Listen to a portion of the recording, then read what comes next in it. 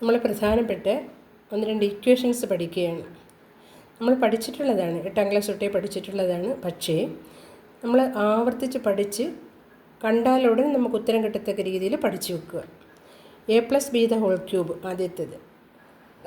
അതിൻ്റെ answer a³ + 3a² b + 3ab² + b³ എന്നാണ് പഠിച്ചിട്ടുള്ളത്. നിങ്ങൾക്കറിയാം, എന്നൊരു പറഞ്ഞു എന്നേ ഉള്ളൂ. ഇവിടെ നമ്മളിന്ന് റീഅറേഞ്ച് ചെയ്യുമ്പം a³ + b³ എന്ന് പറയും പ്ലസ് 3ab കോമൺ ആയിട്ട് എടുത്താൽ 3ab × a+b എന്ന് കിട്ടും.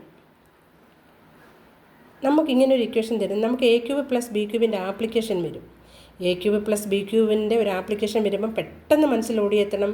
a³ + b³ എന്ന് പറഞ്ഞാൽ a+b³ - 3ab × a+b ആണ് എന്ന് ഉടൻ മനസ്സിൽ വരണം. ഇത് ചെയ്ത് നോക്കി കണ്ടുപിടിക്കാൻ നിൽക്കരുത്.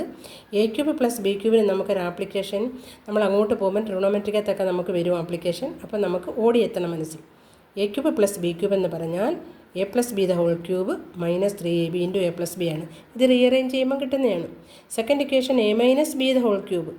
അത് ഓൾട്ടർനേറ്റ്ലി പോസിറ്റീവ് ആൻഡ് നെഗറ്റീവ് വരും. a³ - 3a² b + 3ab² - b³ positive negative positive negative. Okay, അവിടെ നമ്മൾ a³ - b³ - 3ab കോമൺ ആയിട്ട് എടുത്താൽ ബ്രാക്കറ്റിൽ a-b വരും. റീഅറേഞ്ച് ചെയ്തതാണ്, മാറിയാൽ അവിടെ a³ - b³ എന്ന് പറയുന്നത് a-b² ഈ നെഗറ്റീവ് അപ്പുറത്ത് പോകുമ്പോൾ പ്ലസ് 3ab × a-b വരും. അപ്പോൾ a³ - b³ ആപ്ലിക്കേഷൻ നമുക്ക് ട്രിഗണോമെട്രി ചാപ്റ്റർ പഠിക്കുമ്പോൾ വന്നാൽ ഉടൻ നമുക്കിത് അപ്ലൈ ചെയ്യാം. അപ്പോൾ ഇത് വ്യക്തിയായിട്ട് മനസ്സിൽ കാണുമ്പം എഴുതത്തക്ക രീതിയിൽ മനസ്സിൽ നന്നായിട്ട് പഠിച്ചിടുക.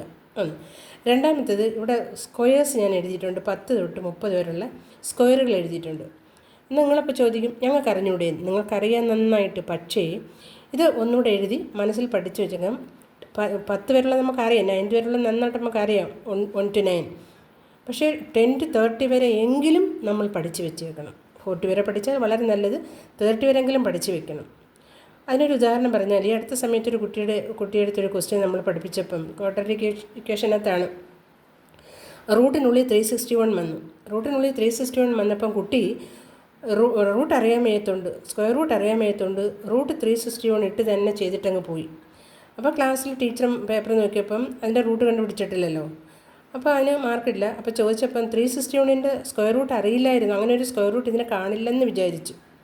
അപ്പം നമ്മൾ ഇത്രയും പഠിച്ചങ്ങ് വെച്ചിരുന്നാൽ നമുക്ക് പെട്ടെന്ന് അങ്ങോട്ട് ചെയ്ത് വരുമ്പോൾ 729 വന്നു. ഉടൻ നമുക്ക് എഴുതാം. റൂട്ട് 727 ആണെന്ന് നമുക്ക് അറിയാമെങ്കിൽ പെട്ടെന്ന് നമുക്ക് ഉത്തരം എഴുതാം.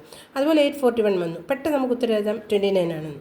അപ്പോൾ ഇതിത്രയും ഹൃദയസമായിട്ട് പഠിച്ച് വെച്ചേക്കണം. എന്ന് വെച്ചാൽ ക്വസ്റ്റ്യൻ കാണുമ്പോൾ റൂട്ടിനുള്ളിൽ 625 വന്നാൽ ഉടൻ നമ്മൾ അറിയണം 25 ആണ്. 729 വന്നാൽ ഉടൻ നമ്മൾ എഴുതണം 27 ആണെന്ന്. ആലോചിച്ചിരിക്കാൻ നമുക്കവിടെ സമയമില്ല. നമ്മൾ എക്സാമിന് വരുമ്പം ഇതെല്ലാം നമുക്ക് മുന്നിൽ വരുമ്പം നമുക്ക് സമയം ലാഭിക്കണമെങ്കിൽ ഇങ്ങനെയുള്ള കാര്യങ്ങളെല്ലാം നന്നായിട്ട് പഠിച്ച് മനസ്സിലിട്ടേക്കുക. കാണുമ്പം നമുക്ക് ഉത്തരം എഴുതണം. ഇല്ലെങ്കിൽ നമ്മൾ ചെയ്ത് നോക്കി അല്ലെങ്കിൽ സ്ക്വയർ റൂട്ട് കണ്ട് നമ്മൾ ഉത്തരം എഴുതുമ്പോഴത്തേന് 3 മിനിറ്റ് തന്നിരിക്കുന്ന ഒരു ചോദ്യത്തിന് നമ്മൾ 5 മിനിറ്റ് എടുക്കും. അപ്പോൾ 2 മിനിറ്റൂടെ അവിടെ അധികമാവും. നമ്മളെ സമയം തികയാതെ വരും. ലാസ്റ്റ് വരുമ്പോൾ നമുക്ക് പരീക്ഷ എഴുതാൻ സമയം തികഞ്ഞില്ല എന്ന് പറഞ്ഞ് വെളിയിലിറങ്ങി കരയേണ്ടി വരും. അപ്പോൾ അങ്ങനെയൊന്നും ചെയ്യാതിരിക്കാൻ ഇതൊക്കെ കൃത്യമായിട്ട് പഠിച്ച് വെച്ചേക്കുക. സിമ്പിളാണെങ്കിലും പഠിച്ച് മനസ്സിൽ സൂക്ഷിച്ചുള്ളൂ. ഓക്കെ.